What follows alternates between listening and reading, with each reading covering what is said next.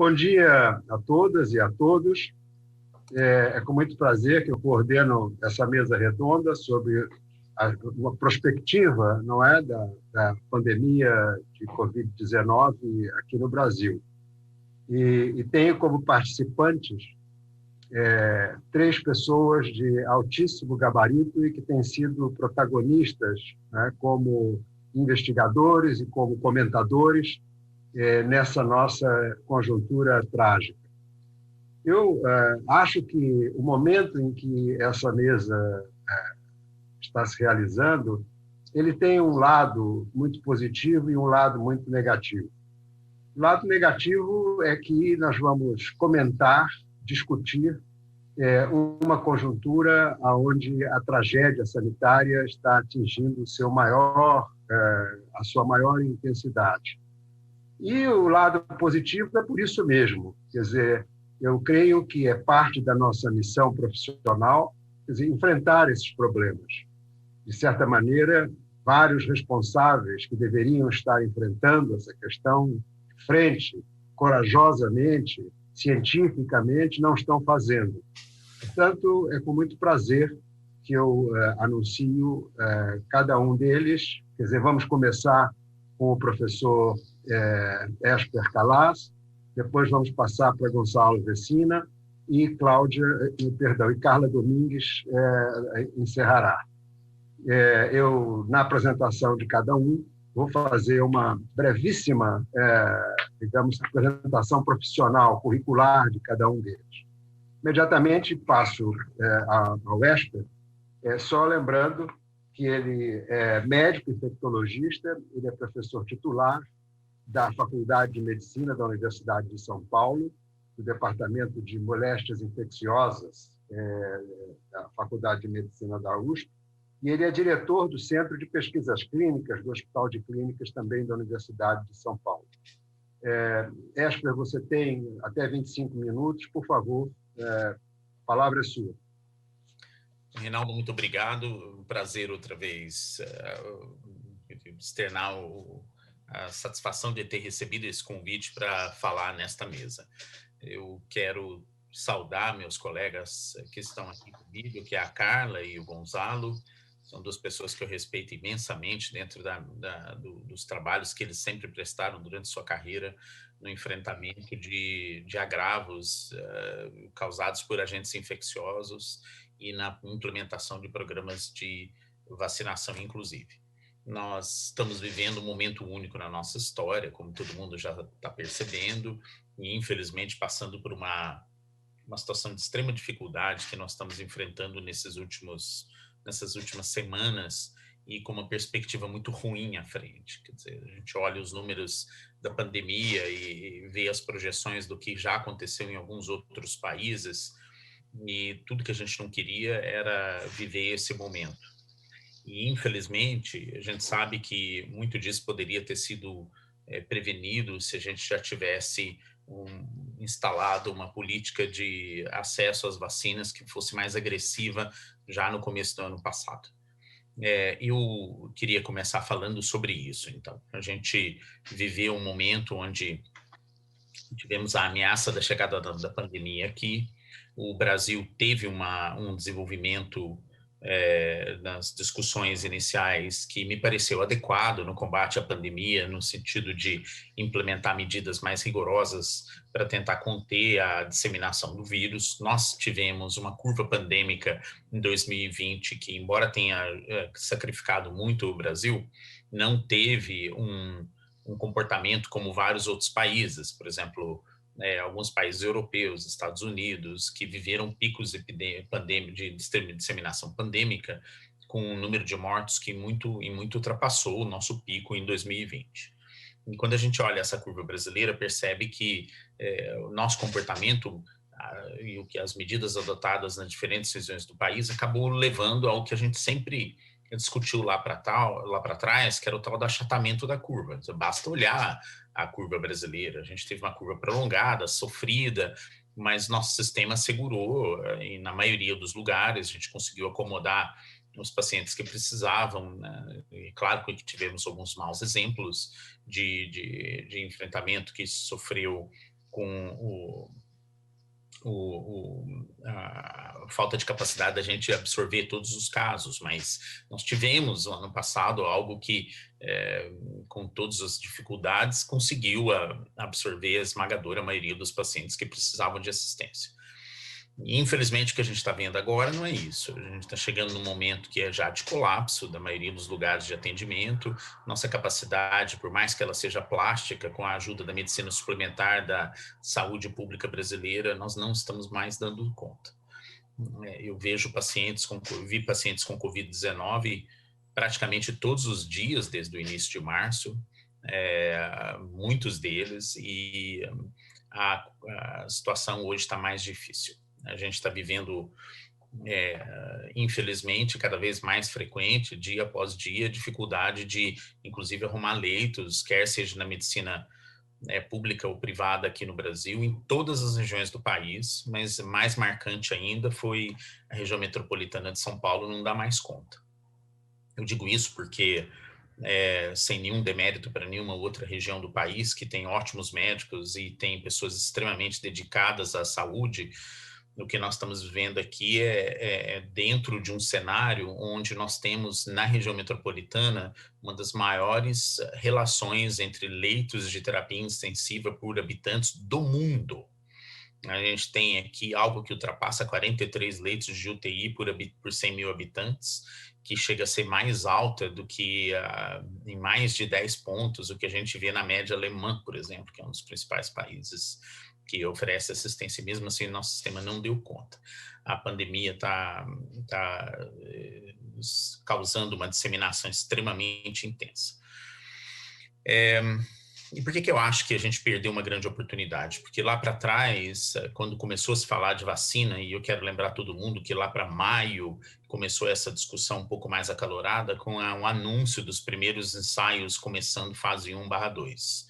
Era primeiro a AstraZeneca, depois a Moderna anunciou o início dos ensaios, empresas chinesas também começaram, e se olhou para isso com muito ceticismo. Todo mundo achava que era muito pouco tempo, que a pandemia iria acabar depois que a vacina estivesse já disponível, e que não valia muito a pena, e esse investimento todo, o que mostrou o tempo um grande erro. Eu tentei, em várias circunstâncias, alertar de que isso deveria ser uma prioridade estratégica para o país. Eu tive a oportunidade de escrever isso em alguns ensaios de revisão sobre esse assunto lá para trás, mas muitos acharam que era muito pouco tempo para a gente conseguir desenvolver uma vacina.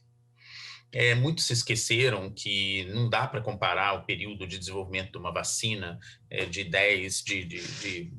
média de 7 anos com o que nós temos hoje, porque a medicina e a ciência avançaram demais. Nós não temos como comparar, por exemplo, a velocidade de desenvolvimento da vacina contra a cachumba, que demorou 4 anos, mas algumas décadas atrás, com o que nós temos hoje. A capacidade tecnológica e de desenvolvimento pré-clínico, clínico, mudou demasiadamente. O que nós vimos esse ano que passou e agora começo desse ano é a nova normalidade do desenvolvimento tecnológico, que isso reforça que o avanço tecnológico é a única solução para problemas graves de saúde pública.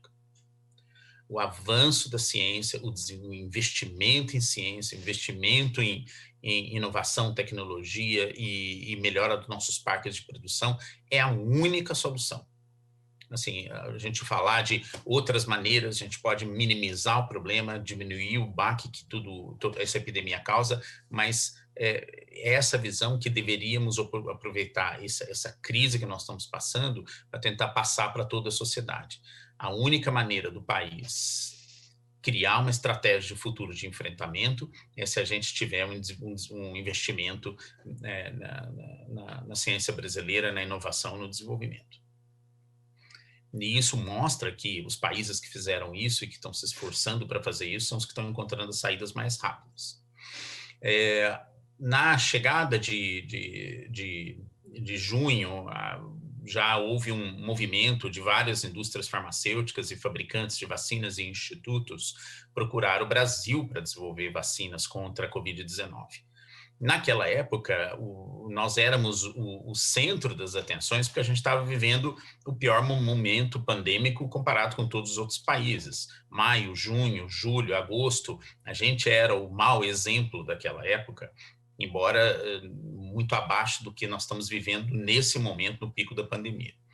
E muitas dessas indústrias nos procuraram porque eles viam aqui a oportunidade de dar uma resposta mais rápida possível para um desenvolvimento de vacina em nível fase 3. Ou seja, os projetos fase 3 que na Europa, nos Estados Unidos, talvez demorassem muito mais tempo, o Brasil poderia dar essa resposta mais rápido. E, de fato, vocês testemunharam isso, vários desses projetos começaram a ser implementados no Brasil. A vacina da Pfizer começou aqui, inclusive os dois dos principais autores do trabalho publicado no New England Journal of Medicine com os resultados primários, um da Bahia e um aqui de São Paulo, né, que é o Edson e o Cristiano, estão respectivamente. A AstraZeneca veio para cá, os colegas aqui da Unifesp capitanearam esse projeto com a ajuda do Instituto DOR, no Rio de Janeiro, com investimento, inclusive brasileiro, no projeto. A Sinovac procurou o Butantan, que também começou um projeto aqui, um projeto que foi financiado totalmente caseiro, né? A Sinovac ofereceu o produto, ofereceu a expertise, ofereceu a transferência dos insumos, mas o projeto foi todo concebido, tocado aqui no Brasil, em centros brasileiros. Nós tivemos também a vinda do protocolo da Janssen, que chegou através da própria Janssen e de uma rede de colaboração de pesquisa e desenvolvimento de vacinas contra HIV, que utilizou essa infraestrutura. A pessoa que foi, o pessoal do Fiocruz trouxe isso, principalmente a coordenação disso aqui também para o Brasil. Então, pelo menos 4 estudos, logo de cara, começaram a ser realizados aqui no país. Era o momento era a grande oportunidade da negociação estratégica. Era a grande oportunidade da negociação estratégica. E isso foi um momento que a gente poderia ter chegado de uma forma coordenada aqui no Brasil para discutir com todo mundo quais seriam algumas das salvaguardas que poderiam ter sido colocadas para a gente ter acesso logo que esses resultados ficassem prontos. Afinal, nós demos contribuições significativas para todos esses protocolos. Todos esses protocolos são das principais vacinas que estão sendo usadas no mundo todo. E nos faltou essa visão, nos faltou a capacidade de ter uma resposta coordenada. Assinou-se algumas cartas de intenção, assinou-se alguns compromissos, e o que prevaleceu mais foi a transferência de doses da vacina da Sinovac para o Butantan, tanto que a maioria das doses que nós estamos usando até hoje são da Sinovac.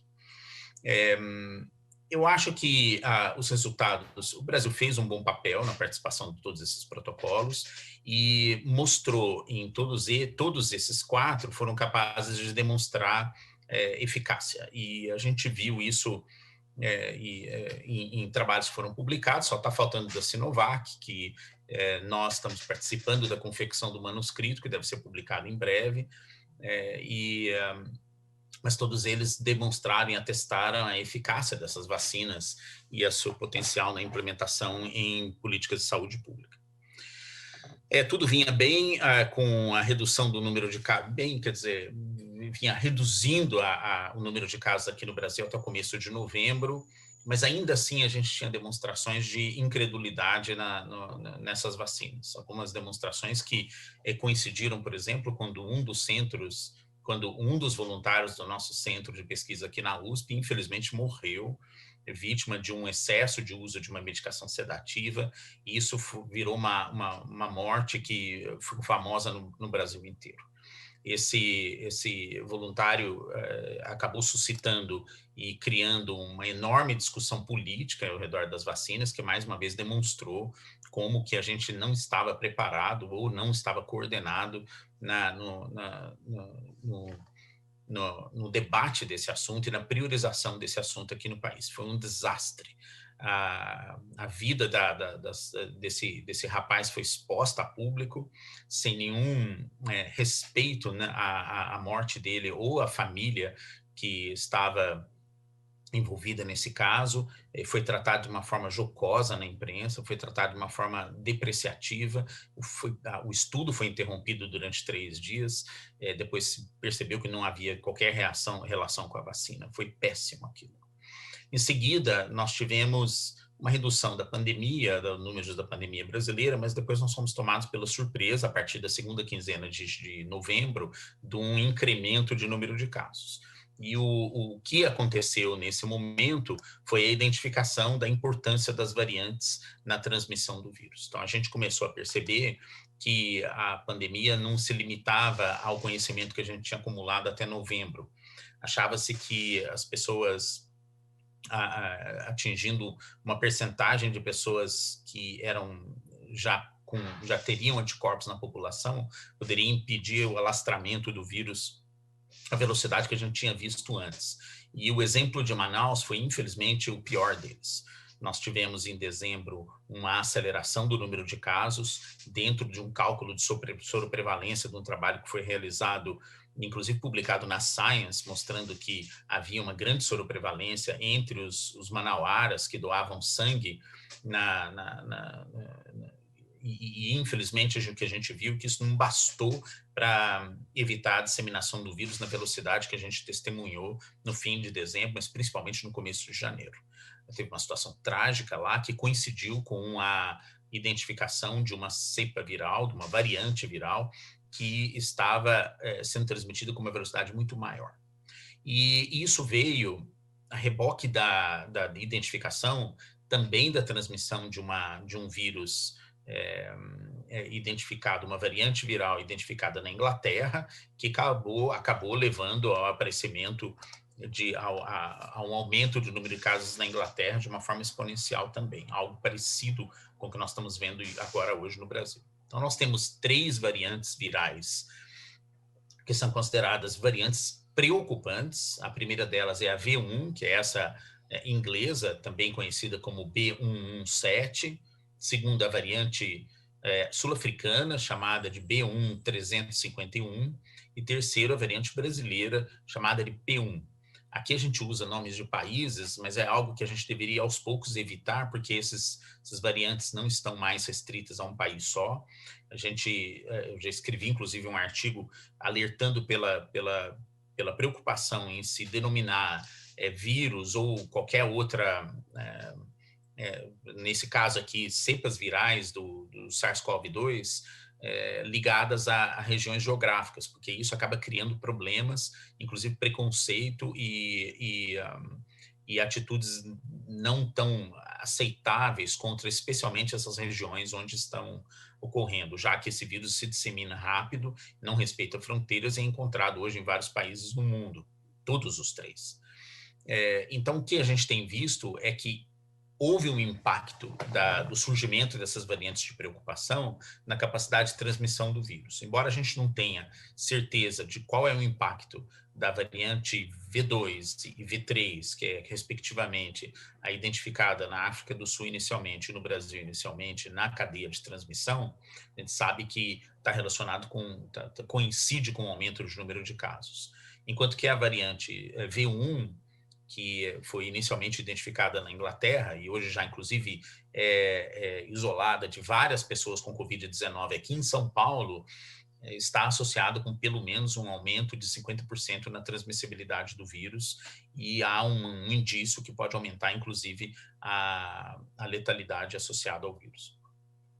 Então, com tudo isso, surgiu uma discussão que agora é extremamente acalorada de qual que vai ser o desempenho das vacinas frente à disseminação dessas 3 variantes.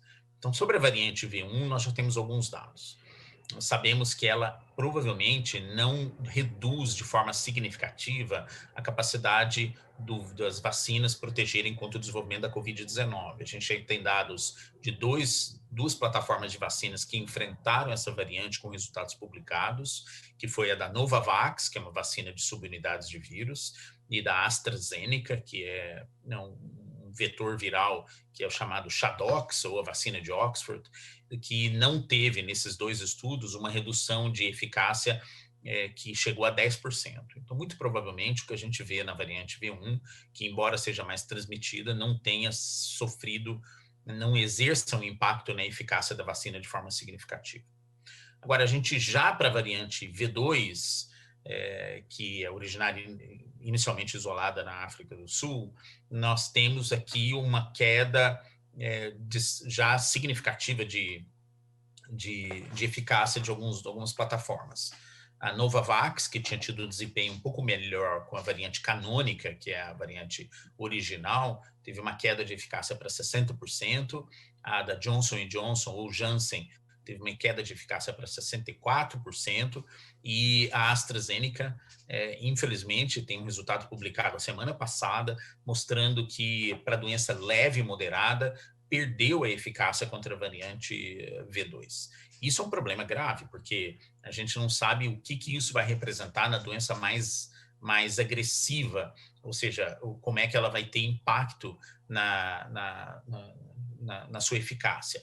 É claro que tem vários estudos que agora estão monitorando esse desempenho da vacina da AstraZeneca frente à variante V2. E, finalmente, a variante V3 são muitos poucos os dados que são disponíveis. A gente sabe que tem um dado preliminar da Johnson Johnson sugerindo 68% de eficácia, o que seria um alívio, já que a variante P1 é a que mais predomina na cadeia de transmissão hoje no Brasil, nas regiões que estão tendo um aumento muito grande, mas a gente precisa ainda de informações de como será o desempenho da vacina AstraZeneca e a Coronavac, que são duas vacinas que estão sendo empregadas aqui no programa brasileiro. Então, o que nós sabemos? Que provavelmente a resposta para essa questão vão vir de algumas fontes. A primeira delas é Manaus, porque nós sabemos que lá houve uma aceleração do processo de imunização mediante as dificuldades que o Estado passou no começo de 2021. Então, nós temos uma massa crítica de pessoas já vacinadas com a Coronavac maior do que várias outras regiões do Brasil de uma forma proporcional. Isso posto, tem 2 estudos que estão em andamento por lá, que estão avaliando a efetividade das vacinas em campo, e aqui, onde está circulando mais de 90% da P1 ou V3, como querem chamar, e, portanto, a gente vai ter uma ideia um pouco mais clara nessas próximas semanas. A outra informação que nós temos é que há 2 estudos de acompanhamento aqui no estado de São Paulo, um capitaneado pelo Butantan, que é o estudo de Serrana, um estudo de efetividade, que também está se observando não só a redução de ocorrência local da Covid-19, como também nesse local está sendo feita a monitorização da disseminação, caracterização molecular do vírus que está sendo disseminado. Então, ali nós teremos também mais uma resposta. E temos a coorte dos colaboradores aqui do HC, são 22 mil pessoas que foram imunizadas logo que a vacina se provou eficaz, no começo de janeiro, que também está sendo monitorada essa coorte para saber qual que é a efetividade da vacina em campo, como também a presença de cepas variantes em pessoas que eventualmente contraiam a Covid-19 entre os colaboradores da nossa instituição. E, finalmente, um estudo que nós fizemos em colaboração com Edson Duringon, lá no ICB da USP, recebeu amostras nossas de pessoas que foram imunizadas com a Coronavac, e chegamos à conclusão que a percentagem de voluntários com capacidade neutralizante contra a variante P1 que tinham recebido a Coronavac foi igual à capacidade neutralizante à canônica. Pelo menos in vitro, nós temos um indício de que o soro dessas pessoas vacinadas tem um desempenho parecido. Então, esses estudos estão em andamento, a gente aguarda os resultados e, muito provavelmente, vão ser de suma importância no delineamento das estratégias de vacina para um futuro. Eu vou parar por aqui, devolver a palavra para o Reinaldo, para a gente continuar nessa rodada de discussões sobre vacinas contra a Covid-19. Muito obrigado. Obrigado, Esper, pela sua excelente exposição. Eu passo a palavra imediatamente para Gonçalo Vecina. Bem, bom dia a todos e todas, bom dia aqui a Carla, ao Reinaldo e ao Esper. É um prazer e uma honra estar no Congresso da Blasco falando sobre essa questão tão preocupante das consequências da pandemia para o nosso futuro, né? Eu vou falar um pouco mais sobre a questão da nossa resposta através da rede de serviços de saúde. Nós temos um problema, o Esper passou muito rapidamente por ele, sobre essa questão do número de leitos de UTI. E a resposta que a rede hospitalar está conseguindo dar à pressão por internações, né? E primeiro eu quero abordar do ponto de vista mesmo oferta de leitos.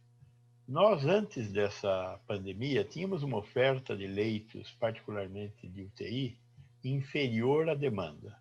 O Brasil, há muitos anos, não vem se preocupando com a pressão tecnológica para oferecer um número maior de leitos para atender as patologias que hoje em dia necessitam de uma cobertura melhor de leitos. Quer dizer, nós tivemos uma mudança no perfil epidemiológico e demográfico da população muito grande nos últimos 20, 30 anos. Ou seja, a população envelheceu rapidamente, por um lado, e por outro lado, o mix de doenças que levam ao processo de adoecimento mudou radicalmente, né? Nós saímos das doenças infecto-contagiosas para as crônico-degenerativas. E hoje, antigamente você fazia uma colicistectomia e o paciente da colicistectomia ia para o leito. Hoje você faz uma colicistectomia num velho de 85 anos, ele tem que ir para a UTI, não tem saída, né?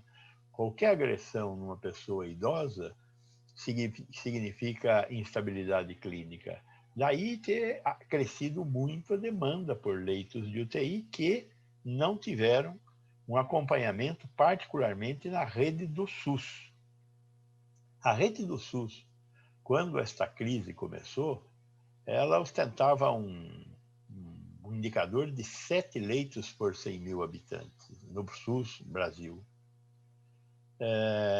A Itália passou por um perrengue desgraçado com 12 leitos por 100 mil habitantes. A Espanha com 8 leitos por 100 mil habitantes. O único país que se safou mais ou menos incólume dessa história foi a Alemanha, com 35 leitos por 100 mil habitantes. No Brasil, enquanto o SUS, no início dessa luta, estava com 7 leitos por 100 mil habitantes, a iniciativa privada estava com 32 leitos por 100 mil habitantes. E isso é reflexo disso que o Callas informou aqui, de ter na Grande São Paulo 43 leitos por 100 mil habitantes. Uma concentração muito grande nas instituições privadas. Há que se lembrar que na mancha populacional da Grande São Paulo, cerca de 55% a 60% da população tem acesso à iniciativa privada, ou seja, tem planos de saúde. Temos a maior concentração de pacientes que têm, de cidadãos que têm direito à assistência médica supletiva, está na Grande São Paulo, no Brasil. Então, enquanto no Brasil nós temos uma cobertura de 23% da população com assistência médica privada, isto é uma média, né? Quando você vai para Manaus é 5%, e em São Paulo é quase 60%. Algumas cidades do ABC, como Santo André, têm cobertura de 70% da iniciativa privada. 70% da população tem cobertura da iniciativa privada. E a iniciativa privada, por uma série de questões, inclusive pelo modelo de financiamento, né, o Fee for Service, tem uma cobertura e uma oferta de leitos maior. Existe uma sobreutilização de leitos de UTI na iniciativa privada, e isso é bastante visível, né?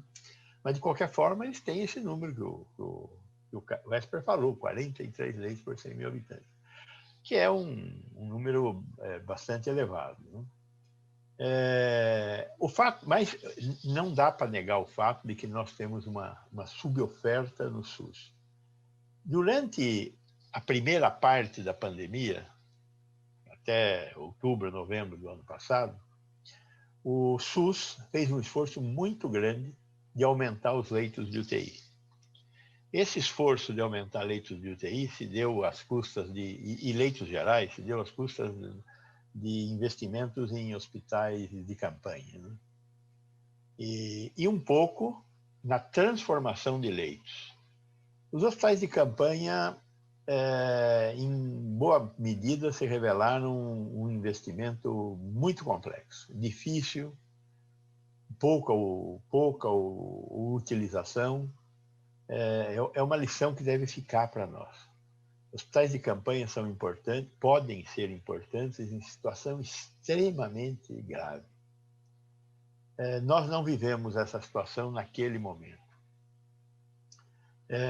Para o futuro, é melhor pensar em quando eu precisar de leitos num curto espaço de tempo, eu terei que pensar, primeiro de tudo, em ampliar leitos nas organizações já existentes.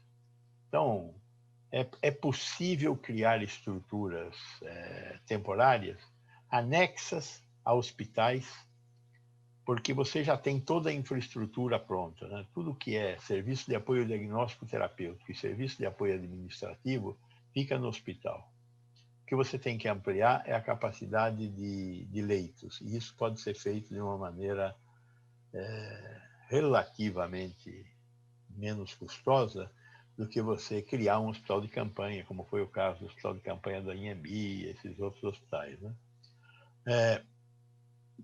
A transformação de leitos, por outro lado, essa deu grandes e bons resultados, como o que aconteceu no HC, que no Instituto Central nós saímos de 100 leitos para 350 leitos de UTI num curto espaço de tempo, graças à capacidade do HC de se reestruturar, né?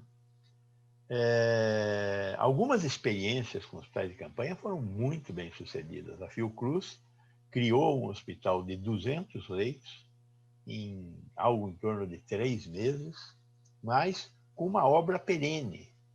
Quer dizer, aqueles 200 leitos, uma parte importante são leitos de UTI, o resto são hospitais, leitos de leitos gerais, foi criado para ser perene. Quer dizer, há uma demanda por leitos de maior complexidade no Rio de Janeiro, e a Fiocruz resolveu fazer um investimento que é um investimento não para a epidemia só, é um investimento para o futuro também. E criou um hospital geral perene, né? Esse é um investimento que foi o investimento mais inteligente. Na verdade, muito do nosso sonho com hospitais de campanha foi vendo lá a China fazer hospitais em 10 dias, né? Na verdade, quando se olha hoje aquilo, não eram hospitais de campanha, eram hotéis de campanha. Eram instituições para isolamento de pacientes. Coisa que nós não conseguimos fazer aqui no Brasil. Nós não conseguimos isolar os pacientes. Acho que o Brasil foi um dos piores países nesse quesito. Identificado um paciente infectado, nós não isolamos esse paciente. O paciente continuou disseminando o vírus na sociedade. Enquanto que, particularmente na China, mas em outros países asiáticos também, houve um esquema de isolamento desses pacientes muito severo. Mesmo na Europa, nós temos bastante exemplos de pacientes que testaram positivo, foram isolados para impedir que eles disseminassem o vírus. No Brasil, por causa das questões econômicas, ou seja, muita gente muito pobre, a falta de acesso à comida, nós não tivemos essa condição. Nós, inclusive, fizemos experiências de criar, improvisadamente, né, hotéis de isolamento, através da transformação, principalmente da transformação de escolas em ambientes para albergar esse tipo de pacientes. Mas a resposta foi muito ruim. Na Bahia, chegou-se, inclusive, a pagar aos infectados um salário mínimo e cesta básica. E, mesmo assim, os infectados resistiram em ficar isolados, porque a família ficaria desabrigada. Essa questão social é a questão mais evidente, eu acho, na minha opinião, a questão mais evidente dessa crise sanitária que nós estamos vivendo. A desigualdade foi desvestida, a invisibilidade da desigualdade na sociedade brasileira foi exposta em todo o seu drama, né? Nós temos que revisitar essa questão da desigualdade no Brasil. É a questão a ser resolvida, a questão da desigualdade social, né? A questão da desigualdade social que mostra que esta doença e as mortes dela tem CEP, e o CEP fica na pobreza. A pobreza matou os nossos brasileiros. E é óbvio que, como os pobres são negros, os negros foram mais afetados, né? 75% dos pobres em regime de extrema pobreza no Brasil são negros. Do total de vacinados até agora no Brasil, só 19% são negros, porque os negros não ficam velhos, os negros morrem antes. Então, essa questão da desigualdade ela é muito crítica. E o SUS é um instrumento de transformação da desigualdade. Nesse sentido, a questão da falta de leitos de UTI e de leitos gerais tem tido um significado muito importante, principalmente com relação ao atendimento médico voltado para pobres e negros, né? Então, temos que revisitar essa questão. Ao final da crise da primeira etapa, aí por volta de outubro, novembro, nós chegamos a ter 15 leitos por 100 mil habitantes. Hoje nós voltamos para trás. Estamos lá. Está difícil saber os dados hoje, porque o Ministério da Saúde parou de publicar os dados. E os dados que a gente pode ter acesso através do Cadastro Nacional de Estabelecimento de Saúde são bastante débeis, né, para dizer o mínimo. Mas, de qualquer forma, nós saímos dos 15 leitos por 100 mil habitantes e voltamos lá para 10, 11 leitos por 100 mil habitantes. O Ministério da Saúde parou de financiar esses leitos. O Ministério da Saúde estava financiando com R$ 1.600 por paciente dia esses pacientes, e por isso houve esse crescimento no número de leitos. Mas, para o Ministério da Saúde, a epidemia acabou em 2020. 2021 é outro negócio. Não existe mais epidemia em 2021 para o Ministério da Saúde. E isso teve como consequência uma redução muito grande do número de leitos que foram incorporados. Lógico que a maioria dos estados brasileiros e os municípios também mantiveram ou refizeram seus investimentos em leitos de UTI neste momento crítico que nós estamos vivendo. Principalmente aqui no sul-sudeste, esses leitos foram retomados. E com isso nós estamos conseguindo fazer com que essa hecatombe que o Esper mostrou fosse um pouco menos desastrosa, mas o desastre é fantástico. Este é um dos problemas, número de leitos de UTI por 100 mil habitantes, e que nós vamos ter que revisitar quando essa crise passar. Porque não é um problema para atender a pandemia, é um problema para atender o que nós temos que atender hoje no Brasil. Velhos com doenças crônico-degenerativas, não infecciosas. Então temos que voltar a essa questão. Temos que revisitar essa questão e o SUS tem que ser ressignificado enquanto capacidade do secundário e terciário para fazer frente a essas necessidades. Óbvio que nós vamos ter que repensar também a atenção primária. Temos que dar força à atenção primária, no sentido dela cobrir a população realmente. Hoje nós não estamos cobrindo, e o que este governo fez com a atenção primária foi criminoso, né? Aquela redução do financiamento, passando a financiar somente equipes completas e não com base populacional. E tem um cadáver insepulto lá no Ministério da Saúde, com o qual nós temos que tomar muito cuidado, que é aquela tal daquela agência que foi criada quando o Mandetta era ministro, né? Mandetta está posando de mocinho aí, mas algumas das coisas que ele fez são coisas que bandidos é que fazem. E no que diz respeito à intervenção na atenção médica primária e no que diz respeito à questão dessa organização que foi criada para tentar centralizar a atenção primária é algo que nós temos que tomar muito cuidado ainda no tempo que nós estamos vivendo. A outra questão que é importante a gente revisitar é a estrutura que hoje está dando resposta ao SUS. É inimaginável, né? A maioria das pessoas não está percebendo. Mas quem está dando uma resposta hoje são as estruturas de baixa complexidade do SUS para atendimento de urgência e emergência, que é outra revisita que nós temos que fazer. Nós distribuímos UPAs pelo Brasil inteiro. Só que as UPAs têm baixa capacidade de resposta a casos graves e não têm capacidade de resposta horizontal. O tipo de carga de doença que nós temos hoje, existe resposta horizontal e não resposta vertical. Então, as UPAs foram uma bobagem que nós fizemos. Nós temos que repensar as UPAs. E aqui em São Paulo, a UPA chama AMA. E a UPA foi uma resposta às AMAs que foram feitas aqui pelos tucanos. Isso é uma bobagem, né? Nós temos que revisitar. Porém, graças às UPAs, esta desgraça não está sendo pior. Porque nós estamos segurando esses pacientes em UPA. E aí temos uma consequência grave.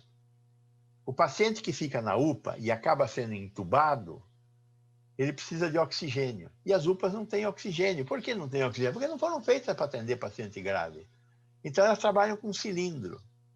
Só que um leito com um cilindro precisa de 3 cilindros. Um cilindro no leito, um cilindro circulando e um cilindro enchendo na fábrica. E o Brasil não tem cilindro. É uma desgraça. Está faltando oxigênio? Não está faltando oxigênio.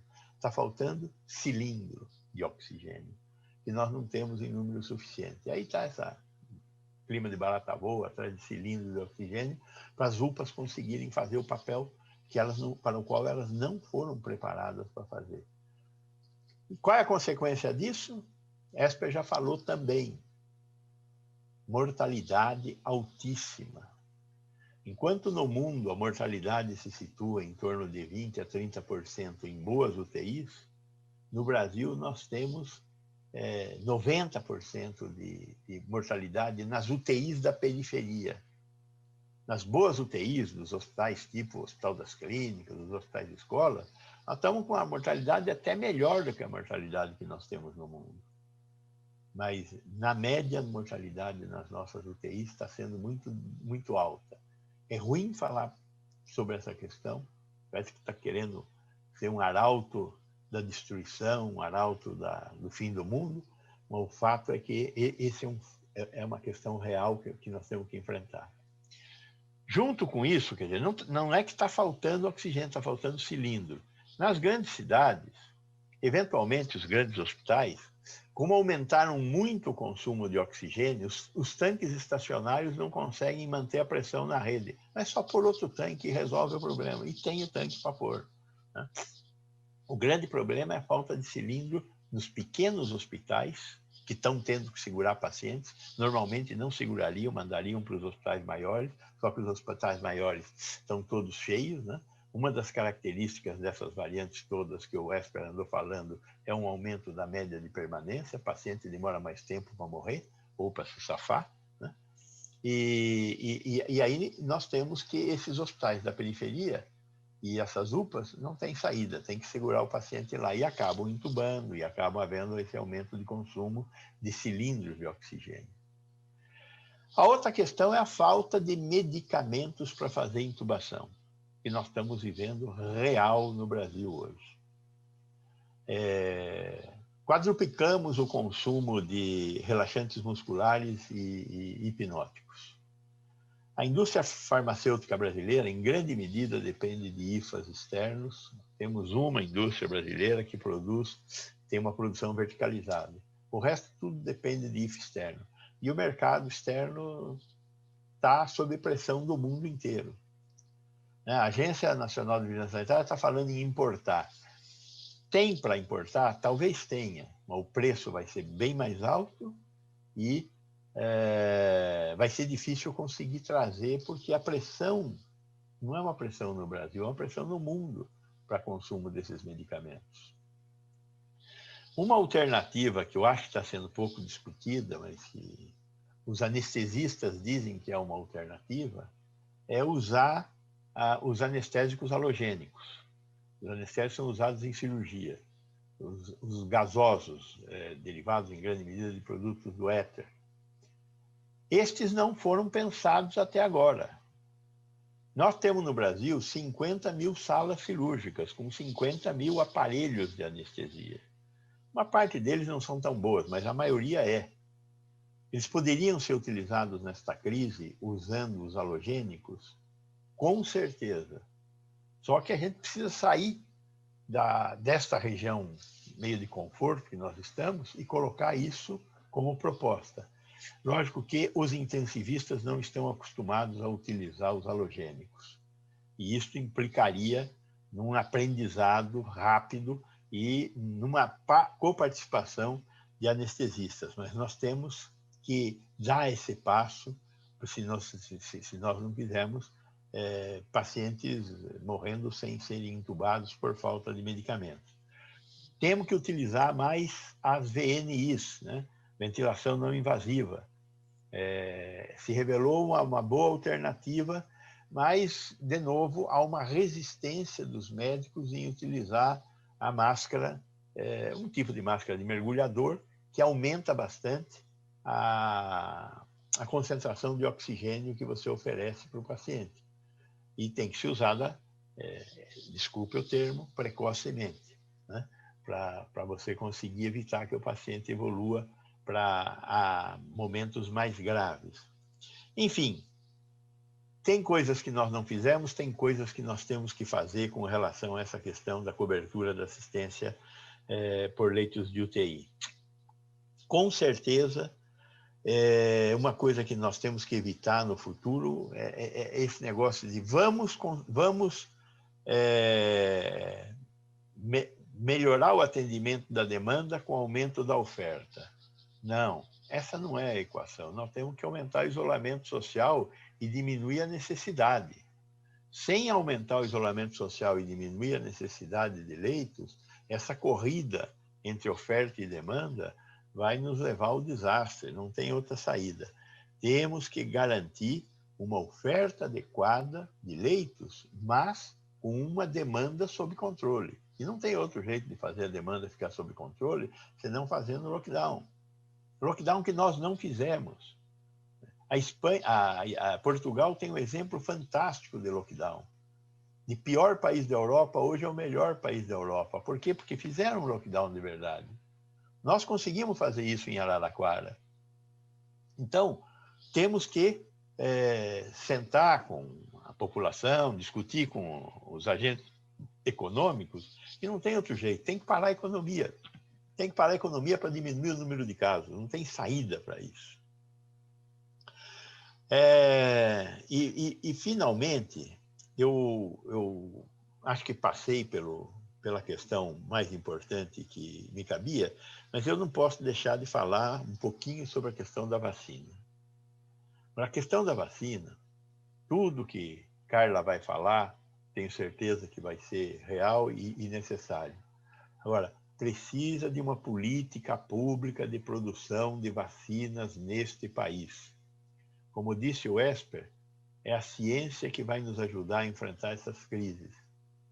Butantan e Fiocruz têm de sobra expertise para produzir vacinas e para a gente ser um excelente centro de produção de vacinas. Para não falar da capacidade que nós temos aí em FUNED, Vital Brasil, que está numa situação mais difícil hoje, Ataúfo de Paiva, Tecpar, etc. Agora, é uma política pública. PDP é uma resposta que é um tipo de política pública, mas é uma resposta pontual, parcial.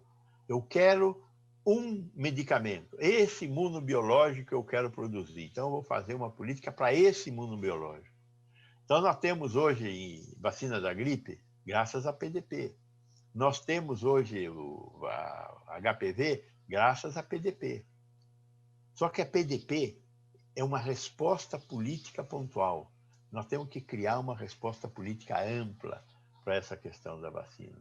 E quando a gente deixa de fabricar uma vacina, como nós deixamos de fabricar a vacina da difteria, quando a gente deixa de fabricar a vacina da hepatite B, da pertussis, a gente deixa de fabricar porque quis e não porque terminou o fôlego. Nós paramos de fabricar essas vacinas por bobagem. Não foi fruto de uma política pública. Então, sem políticas públicas, sem horizonte futuro. Essa questão nós temos que enfrentar.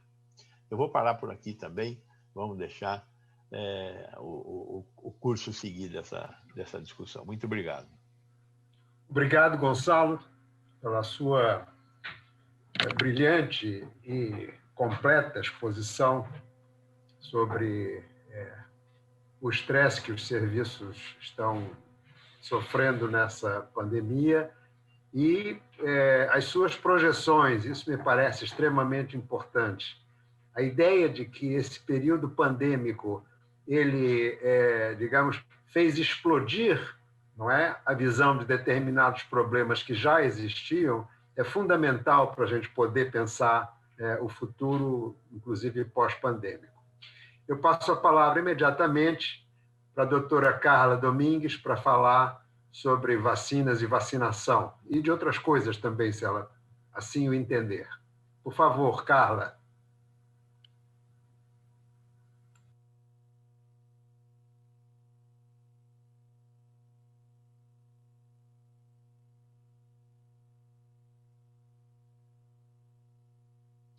Está sem som, Carla.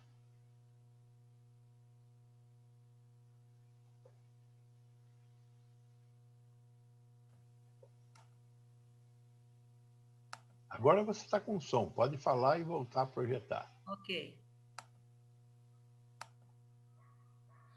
Bom dia a todos. Em nome do Congresso da Abrasco, queria agradecer o convite e a oportunidade de estar compartilhando dessa mesa com grandes amigos, né, e poder fazer uma reflexão, não só das questões que a gente tem batido muito na tecla, né, em relação aos problemas da nossa campanha, mas como o Reinaldo colocou, como é que a gente olha daqui para frente para pensar como a gente pode melhorar o processo de vacinação do nosso país. Eu não tenho conflito de interesse para essa palestra. Acho que o primeiro ponto, né, eu acho que eu queria trazer também uma reflexão de como nós desmobilizamos a população brasileira quando nós começamos a comparar as vacinas, quando foram saindo os estudos de eficácia, né, parecendo que uma vacina era melhor que a outra. Então, nesse quadro, eu estou querendo trazer exatamente essa reflexão. Nós temos duas vacinas muito semelhantes, né, em relação à eficácia, elas se apresentaram com desfecho secundário para casos graves e óbitos também, com uma excelente perspectiva, né, de diminuição de gravidade, né, nenhum óbito foi relacionado aos casos vacinados nos estudos clínicos, duas vacinas com perfil de segurança também muito elevado. No entanto, essas vacinas têm plataformas diferentes, né? A vacina da Coronavac como uma vacina inativada e a vacina da AstraZeneca do vetor viral. E com esquemas de vacinação diferentes, né? A vacina da Coronavac com esquema de 2 a 4 semanas e a vacina da AstraZeneca de 4 a 12 semanas, todas duas com 2 doses. Então, esses dados, eles são muito mais importantes para o programa de vacinação como estratégia pública do que do nível individual, para que a gente fique comparando qual é a melhor vacina, para que eu possa escolher qual eu devo ser tomada. Então, essa politização desvirtuou toda a questão que a gente tinha que estar discutindo, como a gente ia aproveitar o melhor dessas vacinas para trabalhar num programa de vacinação. E com isso, também, de acordo com esses dados que nós encontramos de eficácia, também serve para a gente definir que tipo de programa que eu vou estar criando de vacinação. Então, a gente não pode perder de vista, quando eu crio uma vacinação, eu tenho que ter clareza qual é o objetivo final que eu quero atingir. Se eu estou falando de que eu vou controlar essa doença, se eu estou falando que eu vou ter uma meta mais ousada de eliminação ou erradicação. Com certeza, com uma eficácia de 50% a 60%, nós estamos falando, neste primeiro momento, né, de controle da doença. Né? A gente não pode perder de vista, inclusive, porque isso que foi que primou os estudos clínicos, né? A avaliação do desfecho primário para a doença e não para a infecção. Então, neste momento, qual é a mensagem que eu tenho que estar passando para a população? Que nós queremos controlar casos graves e óbito. E esse tem que ser o nosso objetivo, para, inclusive, facilitar a comunicação da população, lembrando que isso vai ser todo desfecho para a organização de mostrar que a vacina não é um passaporte, né, para a gente já ir para a rua no outro dia que foi vacinado. Né? Nós estamos falando de que vacinas que podem, inclusive, pessoas serem infectadas após a vacinação, mas, ao mesmo tempo, eu estou falando de diminuição da gravidade em pessoas que foram vacinadas. Então, se a gente não tem uma clareza do que é o objetivo da vacinação, a gente pode, inclusive, confundir a população e criar uma própria dificuldade na organização do processo de vacinação e da adesão da vacinação da população. Então, eu definindo o meu objetivo, eu vou definir como eu vou planejar, organizar e a própria essa comunicação da estratégia de vacinação. É o primeiro ponto, né, que quando a gente está falando de organização de uma campanha, a gente tem que dizer, eu preciso de vacina? Eu preciso de vacina, mas o que mais eu preciso para organizar uma campanha de vacinação? Né? Então, hoje é muito claro, né, nas portarias e nas normativas do Ministério da Saúde, que a aquisição de imunobiológico é uma prerrogativa do Ministério da Saúde, do PNI. No entanto, seringas e agulhas é uma prerrogativa de estados e municípios na rotina, né? Naquelas vacinas que a gente faz todos os anos, do calendário de vacinação da criança, do adolescente e do adulto, mas também nas campanhas que fazem parte do nosso escopo. Nós estamos falando da campanha de gripe e mesmo quando nós vamos fazer um controle do sarampo, isso faz parte do escopo da aquisição do Ministério. No entanto, quando nós estamos falando daquilo que não faz parte, que a gente não tinha planejado, é uma prerrogativa e uma definição de que cabia ao Ministério da Saúde buscar essa questão de seringas. O que a gente viu no semestre passado? Né? Uma demora para fazer essa aquisição, só em dezembro saiu o processo licitatório, com uma garantia de aquisição só de 3%, né? Fazendo depois, né? O próprio presidente dizendo que o processo estava sendo cancelado, queria buscar uma melhora de preços de seringas. A gente sabe que quando tem uma demanda, o preço vai subir.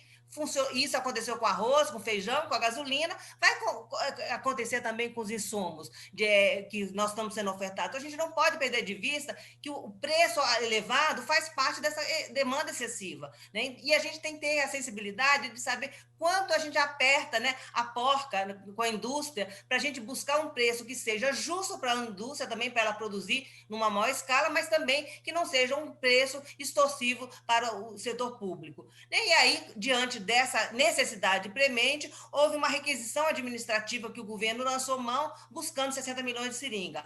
Ora, se nós estamos falando que vamos vacinar 150 milhões de brasileiros, nós estamos falando que a gente precisa de 300 milhões de seringas. Esse assunto saiu da mídia e nós não sabemos se o Ministério da Saúde foi atrás de mais produtos. Como é que está a aquisição dessas seringas? Possivelmente, estados e municípios têm o seu controle de seringas, mas isso vai impactar realmente nas ações de rotina, inclusive da própria campanha que a gente vai ter de influenza daqui no próximo mês. Então, esse assunto é importante que a gente volte a olhar como é que está esse processo de aquisição desses insumos, para que a gente não haja falta e interrupção do processo de vacinação por falta de seringa a médio prazo. Né? O Ministério da Saúde definiu, né, nesse escopo, junto com as sociedades científicas, que nós íamos vacinar em torno de 80 milhões de pessoas, né, e começando pelos profissionais de saúde, os grupos de risco, e para depois a gente chegar nas atividades essenciais. Né? E, no entanto, né, nós sabíamos que tinha uma primeira vez que se começa uma campanha de vacinação com escassez de vacina. Isso nunca tinha acontecido na história do Programa Nacional de Imunizações. Então, haveria necessidade de uma organização mais sistemática desse processo de vacinação. O cadastramento ele seria fundamental para que a gente pudesse identificar efetivamente quem é que precisava ser vacinado, para que a gente organizasse a questão da vacinação prioritária da linha de frente de quem estava fazendo o atendimento inicial. E o que a gente viu? O Ministério dando a prerrogativa para que cada município organizasse a sua vacinação, e a gente viu a confusão que foi, né? Municípios vacinando veterinários e biólogos, e municípios que ainda hoje não terminaram de vacinar os profissionais do setor privado que estão trabalhando com a Covid. Né? Então, a gente precisa entender que se a gente não tiver uma coordenação nacional, diretrizes claras, não é possível a gente achar que a gente vai ter 5.570 planos de vacinação. Isso não vai dar certo. Então, é preciso que a cada vez que chegar mais vacinas, que se tenha uma pactuação nacional, porque, inclusive, a população é muito inteligente. Ela sai de um município e vai para outro, ela sabe que o SUS funciona assim. Então, a gente já está vendo isso aqui em Brasília, né? Nós já vacinamos mais idosos do que a média do resto do país. No entanto, 30% estão vindo do entorno de Goiás. Então, se a gente não tiver isso claro, vai inclusive ser difícil medir o impacto da efetividade dessa vacinação, né? Se a gente não tiver esse cadastramento, tanto prévio quanto posterior, para que a gente possa avaliar a efetividade dessa vacinação. A questão da distribuição hoje das vacinas também, né? O que o Ministério da Saúde fez? Ele pulverizou a distribuição das vacinas nessa politização. Não se achou que poderia, e não se definiu que cada região pudesse receber uma única tipo de vacina, né? Nós vimos que são vacinas que, apesar de serem semelhantes, têm peculiaridades diferentes. A vacina da Coronavac, com 30 dias após a segunda dose, a da AstraZeneca até 3 meses. Então, se nós tivéssemos regionalizado essa vacinação, possivelmente ficaria muito mais fácil da gente controlar e avançar no processo de vacinação. A situação de Manaus, né, naquele momento, em janeiro, onde a gente estava com o início da PU, que a gente já estava vendo a gravidade dessa cepa, se nós tivéssemos feito uma vacinação mais efetiva do que já está sendo feito nesse momento, se nós tivéssemos feito um lockdown sério em Manaus, possivelmente a gente não tinha o espalhamento dessa cepa no resto do país, né? A gente perdeu a oportunidade de, inclusive, avaliar o impacto dessa vacina, né, nesse contexto dessa mudança, dessa mutação da cepa. E hoje, né, com essa situação hoje, né, da hospitalização do país, quase todo o país aí com esgotamento de serviços de saúde, muito difícil falar em priorização de vacina, qual a região que deveria receber mais vacina, qual o município que deveria ser mais vacina. Então, nós perdemos essa oportunidade de enfrentar isso. No entanto, eu acho que a gente não perdeu a oportunidade de regionalizar as vacinas. Eu fico muito preocupada quando eu vejo um município recebendo ao mesmo tempo as 2 vacinas. E aí a gente vai discutir um pouco para frente qual é a consequência disso, né? A questão hoje dos informes do Ministério da Saúde, né? Cada documento, cada ação está num documento diferente. Então, eu fico imaginando quem está lá na ponta, né? Como ele está sendo orientado e organizado para poder atender todo esse momento, essas mudanças, né, que são necessárias. Nós estamos falando de uma campanha dinâmica, uma campanha com escassez de vacinas, mas se a cada hora eu tenho que buscar informação num documento que está sendo atualizado de forma diferente, como é que esse profissional da saúde está sendo capacitado e ele consegue buscar a informação nessa velocidade? E aí aqui a gente tem a primeira consequência disso, né? A capacitação de recursos humanos, neste momento, tanto para a vacinação quanto para o monitoramento de eventos adversos, acaba ficando fragilizado. Eu trago aqui para vocês um exemplo, né, de uma caderneta de vacinação de uma pessoa que foi escrito Covid-19, não se disse qual é a vacina e, pior, não se aprazou qual era o prazo da dose. Se essa pessoa não foi muito bem esclarecida, e nesse serviço de saúde, onde ela foi vacinada, não estiver o cadastro, possivelmente vai se aplicar qualquer uma das 2 vacinas em qualquer tempo. Não há possivelmente a possibilidade deste momento de nós fazermos a intercambiabilidade de vacinas. Quem começou com a vacina da AstraZeneca tem que terminar com a vacina da AstraZeneca, quem começou da Coronavac tem que terminar da Coronavac. Então, e se a gente não tiver essa organização, possivelmente isso vai acontecer o tempo todo, como nós já estamos vendo isso acontecendo, né? Eu trouxe aqui o exemplo de Rondônia, mas nós estamos vendo isso na mídia o tempo todo, né? Isso acontecendo em vários municípios. Pessoas começam a tomar uma vacina com uma, termina com outra, porque esse controle não foi feito adequadamente, e a gente, quanto mais acelerar a vacinação agora, porque nós estamos chegando mais vacinas, essa chance disso acontecer vai ser muito maior, porque os municípios estão recebendo o tempo todo as vacinas. E a gente deixar para o profissional que está lá na ponta, com uma fila gigantesca, ele tem que fazer esse controle individual, é muito difícil. Então, a gente precisa ter uma organização sistemática vindo do Ministério da Saúde para evitar que esses erros continuem acontecendo. O Ministério da Saúde, né, também definiu a necessidade desse cadastramento, do registro no CPNI online, para aqueles municípios que não tivessem online, utilizar o SUS AB offline. Se falou que ia se fazer esse pré-cadastramento no Conect SUS, no primeiro plano lançado lá em janeiro. No entanto, não houve nenhum processo de comunicação, de orientação da população de como fazer esse cadastro, da importância deste cadastro. Eu acho que ainda dá tempo, é preciso que os municípios se organizem para fazer esse cadastramento, principalmente porque nós vamos começar a ter a vacinação dos próximos grupos, e cada vez mais agora os grupos vão ser com maior quantitativo de pessoas. Então, se a gente não organizar esse processo de vacinação, nós vamos ter muita dificuldade de acompanhar a questão da efetividade dessas vacinas, dessa questão da intercambiabilidade, e principalmente de como é que nós vamos estar acelerando o processo de vacinação e evitando os furas-filas, que com certeza eles vão continuar pressionando para passar na frente das pessoas que foram colocadas. Então, é preciso que essa organização seja feita o mais rápido possível. O Ministério da Saúde, até neste momento, não lançou nenhum boletim informando os dados parciais da campanha. Esses dados que o Gonçalo colocou, né, qual é a população que está sendo mais vacinada, qual é que não está, isso está num site do Ministério, lá no Localiza SUS, mas com muita dificuldade de quem é leigo buscar essa informação. Então, a gente precisa ter uma comunicação muito clara de como é que a campanha está evoluindo, né, um boletim sendo colocado semanalmente, municípios que estão avançando mais, aqueles que não estão avançando, quais são as dificuldades para que a gente possa ajustar nesse momento os percalços que irão acontecer, mas que são muito fáceis de resolver se nós tivermos uma comunicação e uma avaliação sistemática do processo de vacinação.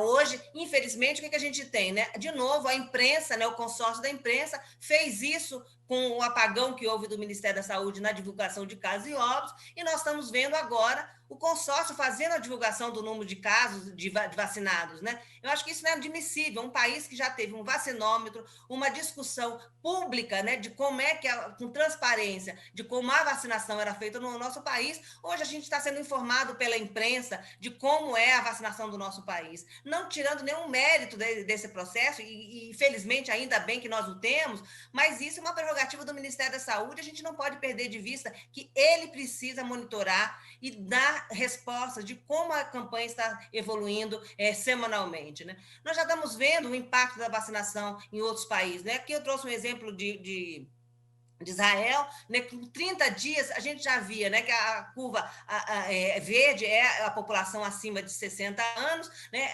as outras duas curvas da população que não foi vacinada, rapidamente, com 30 dias, a gente já tinha um impacto na vacinação. Então, mostrando que essas vacinas têm realmente não só eficácia, mas que elas são efetivas e que elas vão dar resposta para o impacto dessa pandemia. Né? No Brasil, a gente tem muito poucos dados ainda. Eu trouxe esses dados de São Paulo, do município de São Paulo, até data de fevereiro, então mostrando que na população que já foi vacinada acima de 90 anos, a gente já vê uma diminuição de pelo menos 50% do número de casos, né, de hospitalização nessa população, inclusive de óbitos. Então, também no nosso país, é preciso que a gente continue monitorando isso por região, para a gente ver se essa vacina vai ter um impacto melhor numa região do que no outra, e como as variantes vão impactar na efetividade dessa vacinação.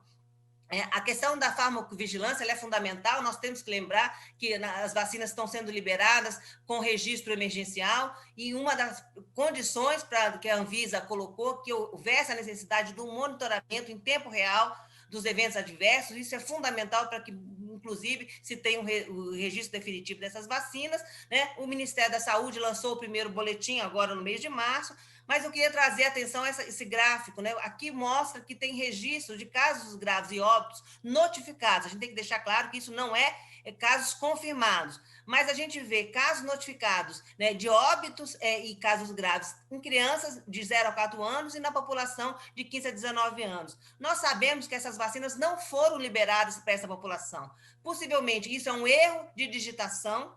Então, vocês vejam a necessidade que a gente precisa ter um sistema de vigilância muito atento e trabalhando, mas também pode ser que tenha sido um erro de administração, né? E aí a situação é mais grave. Faltou capacitação, né? As pessoas não estão entendendo que elas não podem utilizar a vacinação na população até abaixo de 18 anos, ou, infelizmente, isso pode ser uma situação de fura-fila para pessoas menores de 18 anos, que aí é uma situação muito mais grave. Então, é preciso que esse sistema seja dinâmico, que ele capte não só a notificação desses eventos, que eles são fundamentais, mas que eles façam uma investigação de curto prazo de tempo, dando respostas e corrigindo essas questões para que a gente possa realmente saber qual é a segurança da vacinação, né, que ela se mantém quando nós estamos fazendo uma vacinação em massa. A questão da comunicação, a gente viu, né, o governo até hoje tem feito uma campanha muito tímida. É necessário que a gente tenha uma campanha de esclarecimento para a população, que ela saiba informar, né, orientando por que nós estamos fazendo a vacinação dessa forma, qual é a efetividade dessas vacinas, qual é a segurança. Ainda vemos nas redes sociais muitas pessoas hesitantes, com medo de tomar a vacina. Não se tem uma orientação do governo mostrando a segurança dessas vacinas, né? Discutindo por que eu estou vacinando um grupo e não outro grupo, né? Por que a gente precisa que respeite as filas, né? E principalmente, né, a questão dos cronogramas que estão sendo divulgados. Esse mês nós tivemos 6 cronogramas divulgados pelo Ministério da Saúde. A gente sabe que os laboratórios estão tendo dificuldade de produção, mas é preciso que se tenha um cuidado na divulgação disso, principalmente para que a gente não crie uma falsa expectativa, tanto nos profissionais de saúde quanto na população, de vacinas que não vão chegar. E aí, quando a vacina chega, a gente sabe que aquela correria enorme no posto de saúde, porque a população fica com medo de que vai faltar vacina, porque foi dito que ia chegar 100, chegou 10, então, né, farinha pouco, meu pirão primeiro, eu corro para tomar vacina, e criando o que a gente não quer, filas e aglomeração nesse momento, principalmente da população idosa. Então, o que a gente está vendo nesse momento, né? Pelo esse vazio do governo, é a própria sociedade se articulando e fazendo essa mobilização da população, né? Esse consórcio também de imprensa, divulgando o que a vacina é, a importância dela, e trazendo uma informação que é preciosa nesse momento. A vacina, ela é uma ação complementar. Podemos deixar de falar isso, né? Que ela lavar as mãos, usar máscara, o distanciamento social, ele é fundamental nesse momento. Até que nós tenhamos pelo menos 70% da população vacinada, nós não podemos abrir mão disso. E a gente tem que ter uma campanha de esclarecimento, porque a gente, inclusive, já está vendo isso acontecendo nos Estados Unidos. Municípios que tiveram elevadas coberturas vacinais relaxaram no uso de máscara e distanciamento social, e eles já tiveram esse mês já um pico de 5% de aumento de casos. Então, a gente precisa falar para a população, né, que a vacina não é um passaporte para a gente ir para a rua, principalmente nesse momento, ainda quando a gente tem baixas coberturas vacinais. Nós ainda precisamos enfrentar as fake news, né? Esse hoje é um grande problema do Programa Nacional de Imunizações, na diminuição das coberturas vacinais, e com a Covid não foi diferente, né? Essas mensagens danosas, né? Que a vacina altera o DNA humano, que tem um microchip colocado no corpo, né? Que máscaras oferecem risco à saúde, que o vírus foi criado em laboratório. Isso tudo cria uma dificuldade da população entender a importância da vacina. E o que é pior, né? Ainda continuamos falando da eficácia da cloroquina para pacientes com a Covid. O Brasil insiste nisso, principalmente a liderança desse país. O Brasil é o único país no mundo que continua trabalhando com essa hipótese, e o que acaba fazendo com que a população ache que é melhor tomar cloroquina do que tomar vacina, né? Então, realmente uma desinformação gigantesca nesse momento. Então, para finalizar, né, nós temos que pensar qual é a velocidade que a gente hoje tem na questão dessas demandas, esses cronogramas, para que a gente possa efetivamente garantir a vacinação da nossa população. Então, enquanto a gente não tiver isso muito claro, vai ser difícil a gente avaliar realmente qual é o impacto dessa vacinação. Precisamos, nesse primeiro momento, vacinar pelo menos a população idosa e a população com comorbidade, para a gente começar a ver o impacto mais preciso na população. Ao mesmo tempo, vendo hoje a população adulta jovem indo para a rua, fazendo aglomeração, o que a gente está vendo? Um perfil completamente diferente do primeira onda, né, da internação. Então, se a gente também não tiver essa comunicação com a população, que ela entenda que ela também está sob o risco de adoecer, a gente vai vacinar a população idosa, vai diminuir o impacto dessa população, mas a gente vai ter os jovens ainda adoecendo e lotando as UTIs, né? É preciso que a gente tenha uma resposta mais rápida nessa vigilância dos eventos adversos. A gente ainda não tem esse parâmetro, né? Qual é o número que nós vamos dizer, qual é a efetividade da vacina para a imunidade coletiva, possivelmente 70%, mas a gente vai ter que acompanhar isso, né? E aí, para isso, a gente precisa ter vacinações homogêneas em todo o país. Então, estamos vendo alguns estudos de efetividade de impacto da vacinação, mas é preciso ter uma coordenação nacional, é preciso que a Secretaria de Ciência e Tecnologia coordene esse processo no Ministério da Saúde, para que a gente possa utilizar esses recursos que são escassos hoje no nosso país para fazer pesquisa, para que a gente tenha respostas mais rápidas na avaliação dessas pesquisas. Nós temos a campanha de influenza que começa agora, dia 12 de abril. Nós vamos vacinar 80 milhões de brasileiros, grupos que não fazem parte da campanha, como gestantes, puérperas e crianças. Então, isso vai dar um dinamismo e uma complexidade maior para a campanha. São grupos que estão tendo baixas coberturas nos últimos anos, grupos que têm uma elevada taxa de internação e óbito para influenza e que precisam ser vacinados. Essa campanha precisa ter pelo menos 14 dias de intervalo na aplicação de entre as duas doses, entre a vacina Covid e a vacina influenza. Então, isso vai exigir uma maior complexidade, né? Tanto no processo de registro do vacinado, da própria vacinação e desse monitoramento dos eventos adversos. E agora, finalizando efetivamente, né, a gente tem que lembrar que vacina é diferente de vacinação. Nós temos aqui o exemplo do sarampo, né? A vacina que está disponível desde 1970, quando foi criado o Programa Nacional de Imunizações, né? Sempre tendo elevadas coberturas vacinais. 2 anos com baixas coberturas vacinais no país foi o suficiente para que nós tivéssemos um recrudescimento do sarampo. O ano passado tivemos 8 mil casos de sarampo, 21 estados com circulação do sarampo, com 7 óbitos em crianças menores de 1 ano. Então, isso mostra que a vacina está disponível no posto de saúde, que a população sabe que precisa tomar a vacina de sarampo, mas relaxou nesse processo de vacinação e o sarampo recrudesceu. Então, neste momento, a gente precisa garantir que toda a população seja vacinada contra a Covid e que a gente garanta essas coberturas vacinais. Aqui é o exemplo, claro, dessas quedas de coberturas vacinais, né? Isso não é só uma questão do sarampo, é um problema de todas as vacinas, né? Nos últimos 3 anos, né? E aqui, o ano passado, né, nós tivemos em torno de 70% das coberturas vacinais para todas as vacinas das crianças. Nós estamos falando, né, de uma população-alvo de 2,9 milhões de pessoas. Nós estamos dizendo que 877 crianças ficaram sem o esquema adequado de vacinação. Essas outras doenças não saíram de férias, nós não podemos relaxar no calendário de vacinação. Precisamos vacinar contra a Covid, sim, mas nós temos que continuar vacinando, em especial as nossas crianças, para as 15 vacinas que estão no nosso calendário, porque senão nós vamos disputar leito de UTI, não só para a Covid, mas para todas essas outras doenças evitáveis por vacinação no nosso país, né? E, por fim, também, agora por fim mesmo, lembrar, né, que a gente tem que, a responsabilidade é do Ministério da Saúde, das secretarias estaduais e municipais, mas é de toda a sociedade buscar a vacinação, respeitar as filas, respeitar a ordem de chegada, mas principalmente que a gente tenha elevadas coberturas vacinais homogêneas no país. Não adianta a gente vacinar num município e outro município ter baixas coberturas vacinais, porque isso não vai resolver o nosso problema.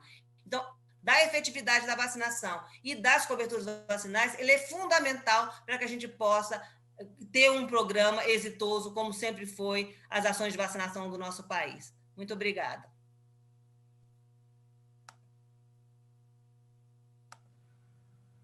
Obrigado, Carla. A gente tem aqui algumas perguntas que eu vou colocar para vocês. A primeira delas, deixa eu ver aqui.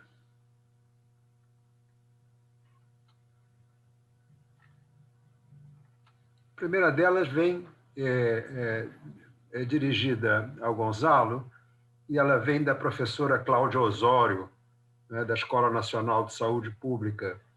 Ela pondera que o uso de halogênios, embora com prazo de validade extenso, né, eles são mais difíceis de manejar por ter grande volume de distribuição e podem ser muito acumulados no organismo. Não é? Eu depois queria que o Gonzalo, enfim, tratasse desse assunto. Eu vou fazer logo as perguntas, uma para cada expositor. Não é? Para o Esper, é uma pergunta minha, Esper. Deixa eu lhe dizer, nós temos hoje o problema das variantes, não é? E temos concomitantemente, não é, um aumento muito provável da exposição, não é, da população ao vírus por conta dessa sucessão de feriados, de festividades que aconteceram desde as eleições. Foram eleições, foi Natal, foi Ano Novo, foi Carnaval. Quer dizer, existe alguma possibilidade de se mensurar, de se aquilatar, mesmo que grosseiramente, não é? Qual é o papel desses dois componentes, isto é, de uma alteração na biologia do vírus e uma alteração na sociologia da população nessa explosão que nós estamos tendo? E para Carla, eu perguntaria o seguinte: Carla, o que é que você acha dessa iniciativa de governadores e de prefeitos de adquirirem vacinas, né? Em alguns deles há o compromisso de que as vacinas serão entregues ao Programa Nacional de Imunizações, mas em outros isso não está tão certo. Gostaria de saber qual é o seu ponto de vista a esse respeito. Por favor, Gonçalo. Bom, se as drogas halogênicas fossem de escolha, não teria dúvida, né? Mas elas não são de primeira escolha. O problema todo é que as drogas de primeira escolha, que fazem parte do time que hoje é utilizado para fazer intubação, estão em falta. Então, qual é a alternativa? A alternativa é não intubar, deixa morrer. Outra alternativa é vamos tentar importar. Estamos tentando importar. Será que existe produto para vender? Outra alternativa, vamos deixar quem quiser fabricar aqui no Brasil, mas onde que vai achar matéria-prima? Então, o que eu estou propondo, minha cara colega, é que, na falta, tenhamos uma alternativa que, sim, é mais difícil, que, sim, tem complicações e que devem se estar atento a essas complicações. É uma alternativa, só isso. Obrigado, Gonçalo. Eu passaria ao Esper. Então, a pergunta foi a relação entre os feriados, mobilidades e variantes. É claro que variantes vão... Primeiro, deixa eu só rapidamente definir variantes. Todo mundo tem variantes. Você pega uma pessoa, faz o sequenciamento de próxima geração, você vai encontrar que dentro desse indivíduo vão aparecer algumas variantes, que são consideradas variantes sensu lato, né? Depois, as variantes de interesse são aquelas onde se documenta a transmissão de uma pessoa para outra. Por exemplo, um casal, duas pessoas não relacionadas em Nova York tinham a mesma variante, foi de interesse que a gente chama. E as variantes de preocupação são aquelas que estabelecem cadeias de transmissão mais intensas, como foram essas 3 que eu mencionei na minha exposição. Quanto mais tiver vírus sendo transmitido, maior a chance de ter variante. Premissa número 1. Número 2, a gente tem que também considerar que a viremia, a multiplicação de vírus, que viremia não acho que seja o termo mais correto, que está mais relacionada à detecção de vírus na circulação, mas a multiplicação de vírus em grande escala na Covid-19 é por um período muito curto. Eu quero lembrar que, passados 9 dias, você raramente identifica a presença de vírus na secreção respiratória. Esse período é curto e, portanto, a capacidade dele sofrer mutações sucessivas é também reduzida comparada com vírus que tem multiplicação prolongada, exceto em circunstâncias onde o hospedeiro permite a manutenção da multiplicação por um período longo, expondo o vírus ao sistema imune da pessoa. E isso faz com que comece a haver uma competição e um processo seletivo com a emergência de variantes com maior frequência. Então, quando você olha os exemplos na bibliografia, vai perceber que muitas dessas pessoas que são imunodeficientes e foram acompanhadas com o vírus sendo excretado por um tempo grande, têm uma evolução viral identificada sucessivamente. Eu acho, portanto, que muito provavelmente o caldeirão para o surgimento das variantes são esses imunodeficientes. A chance de aparecer variantes num processo de transmissão acelerada existe dentro de uma comunidade, mas eu acho que são nesses hospedeiros onde temos a chance maior do surgimento. E aí, a partir deles, se ela vai se fixar na cadeia de transmissão, é uma questão de aleatória por tentativa e erro, mas quanto mais isso acontecer, maior a chance da gente documentar. Obrigado, Esper. Carla, você, por favor. Reinaldo, assim, eu até o mês passado eu estava me posicionando completamente contra essas estratégias individuais, né, de municípios buscarem vacina. Não acredito que isso possa funcionar. O SUS, ele busca a vacina de uma forma equitativa, foi isso que foi o sucesso do Programa Nacional de Imunizações, né, garantir que todos os municípios tenham a mesma política de vacinação.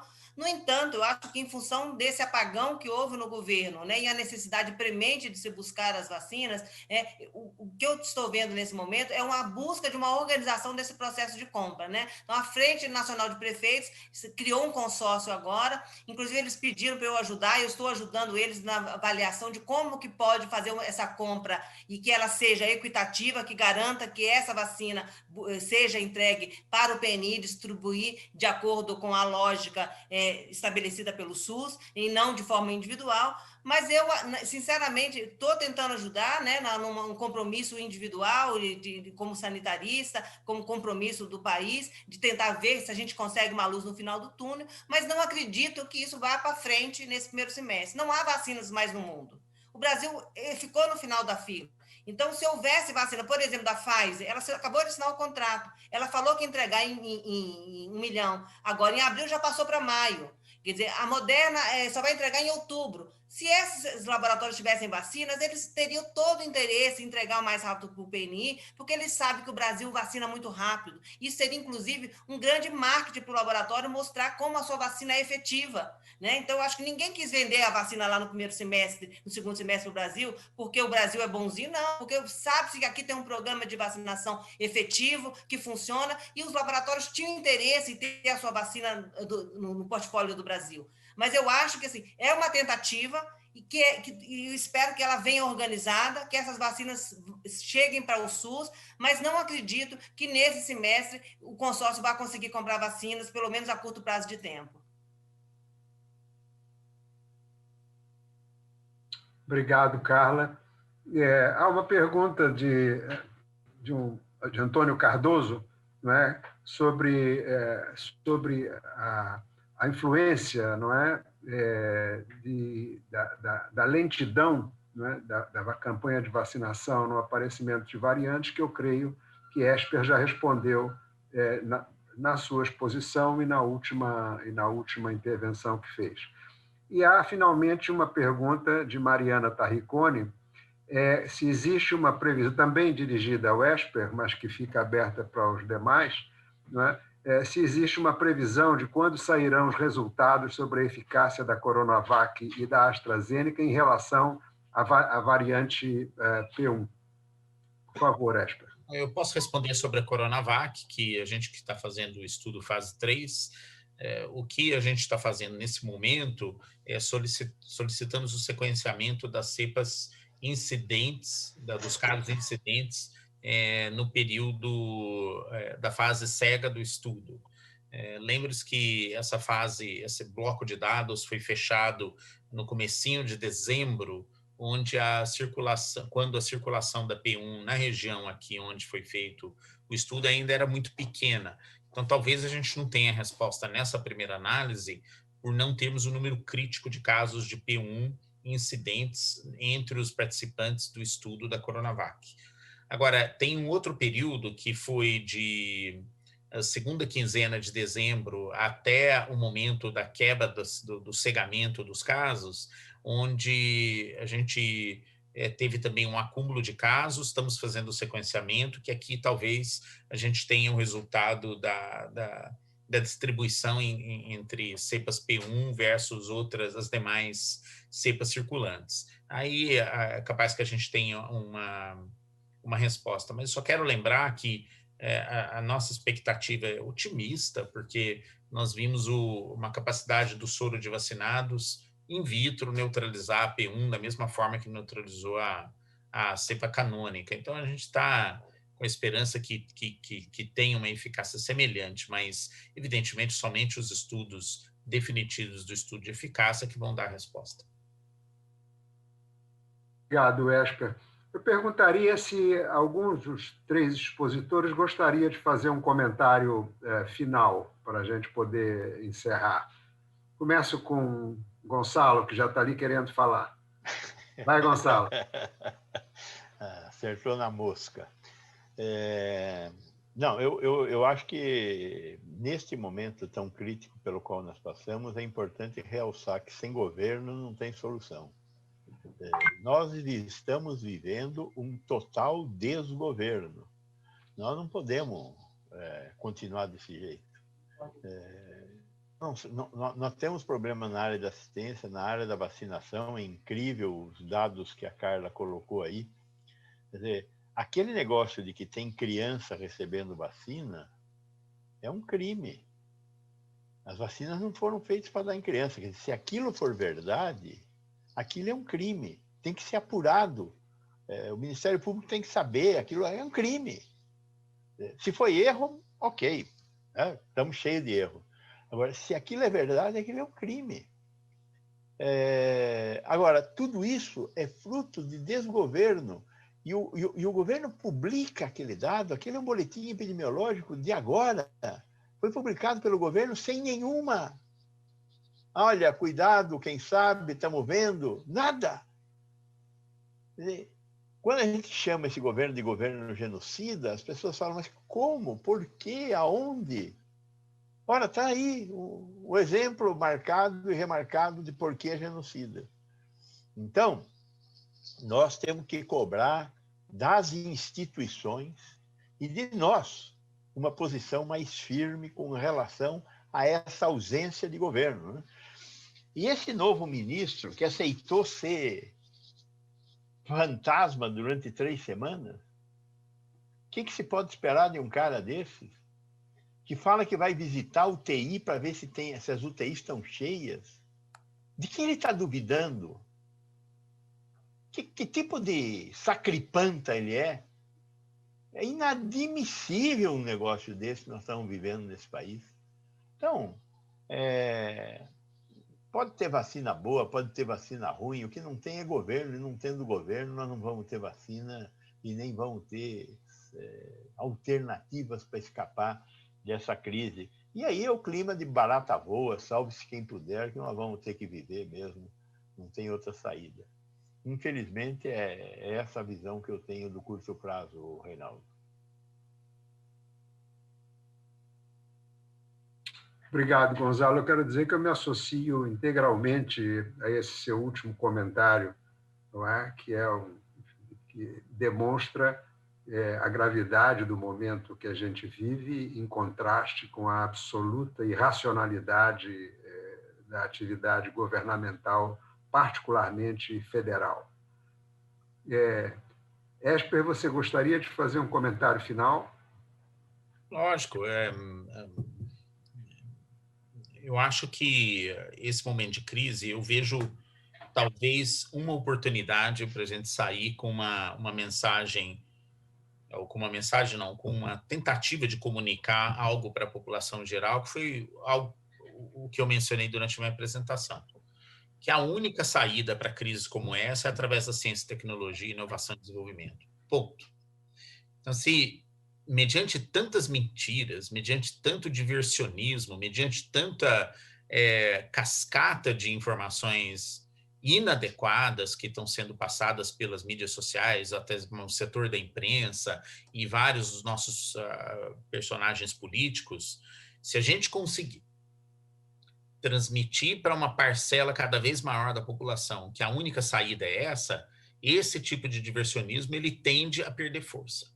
E eu acho que é nosso papel tentar fazer isso. A gente tem que chegar para cada uma das pessoas que nos cercam e usar o exemplo de vacinas, usar o exemplo de uso de corticoides para tentativa de reversão de doença grave, o manejo dos pacientes na UTI, que foi melhorando ao longo do tempo, o uso de anticoagulantes, como sendo a única solução que veio tudo através da ciência de qualidade. É a única forma da gente enfrentar problemas como esse. Se o percentagem das pessoas que acreditam nisso era X e a gente sobe X mais 1, já me traz alguma esperança. Porque é a única maneira que a gente tem de enfrentar essas ameaças no futuro cada vez mais. Obrigado, Esper. Eu resumiria essa sua última excelente intervenção, que é transformar ciência em política pública, não é? Porque isso é o que está fazendo uma falta enorme. Quer dizer, a política pública não incorporar aquilo que a ciência pode dar a ela e que deve ser o principal vetor da sua construção. Não é? Carla, por favor. Não, eu queria fazer coro, né, as palavras do Esper e do Gonçalo. Eu acho que sem uma organização e sem investimento das possivelmente a gente vai ter um desfacelamento muito grande do SUS e que vai ter uma dificuldade muito grande da gente reorganizar esse processo que nós estamos vendo com essa desarticulação que a gente está vendo agora, né? Estados e municípios batendo cabeça por falta de ter uma política nacional no enfrentamento da pandemia. Aí eu estou falando de vigilância, um silêncio total. A gente, em momento algum, fez rastreamento de contatos, a gente perdendo agora testes, né? Milhões de testes, porque o governo simplesmente abriu mão de testar. Se nós estamos falando hoje desse quase dos 3 mil óbitos por dia, possivelmente, em relação a casos, são muito mais. A gente não está testando na velocidade que a gente precisaria testar, até para a gente avaliar realmente qual é a circulação do vírus e a velocidade disso, né? A gente precisa investir em ciência e a gente precisa voltar a estruturar o SUS de novo, né? Essa questão do PNI, né? Eu fico vendo, né? E aí, eu estou falando desde a minha gestão e mesmo antes, a gente falando o tempo todo, né? O PNI é o melhor programa de vacinação do mundo, ou está entre os melhores do mundo, mas nós estamos vendo, os dados que eu trouxe mostram que nós estamos em franco declínio, né? Nos últimos anos, e agora chegando, o ano passado, na pandemia, com 70% de cobertura vacinal, e nós não estamos vendo ninguém preocupado com essa situação. Parece que a gente esqueceu o que significa essas baixas coberturas vacinais. Então, o desmonte que a gente está vendo na atenção primária, a desvalorização das ações de atenção primária e principalmente da ação de prevenção, que é a vacinação, isso vai ter um custo muito elevado para o país se a gente não retomar e a gente achar que a gente só vai enfrentar a pandemia neste momento e que isso pode ficar para depois. Não, não pode ficar para depois. A gente tem que recuperar as coberturas vacinais durante a campanha de Covid, durante a campanha de influenza, sob pena da gente ter o recrudescimento de outras doenças tão graves quanto a Covid e que vai ter um preço enorme para a sociedade brasileira se a gente não olhar isso. O PNI está em crise e a gente precisa enfrentar isso. Bom, obrigado, Carla. Olha, eu tive um enorme prazer em coordenar essa mesa aqui do nosso 4º Congresso de Planejamento, Políticas e Gestão em Saúde, da Abrasco. Acho que os 3 expositores são figuras de proa, não é? Nessa perspectiva que o Esper acabou de dizer há pouco, não é? De transformar ciência como principal vetor da formulação de políticas, não é? E eu quero agradecer a presença deles, agradecer a Carla, agradecer ao Esper, agradecer ao Gonçalo a presença. Então, até a próxima. Muito obrigado pela colaboração de vocês ao Congresso e ao Brasil. Obrigado. Tchau. Tchau, obrigado. Bom dia.